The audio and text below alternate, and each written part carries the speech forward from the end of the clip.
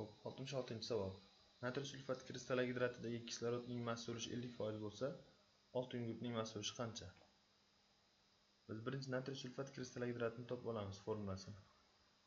Natriy sulfat ko'tarilgan n ta suv bo'lgan.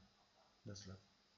Endi kislorodning massa ulushi 50%. Kislorod natriy sulfat tarkibida 4 ta kislorod atomi bor. 64 gram plus suv tarkibida 16 n.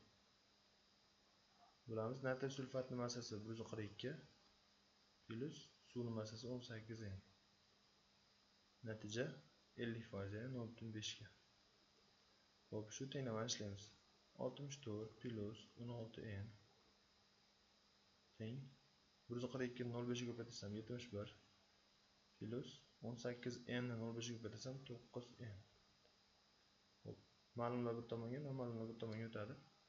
64 71 dan ayrilsa 7 qoladi. 9n 16n dan ayrilsa 7n bo'ladi. Demak, n qiymati 1 ga teng ekan. Natriy sulfat kristallak gidratida 1 mol suv bo'lgan ekan.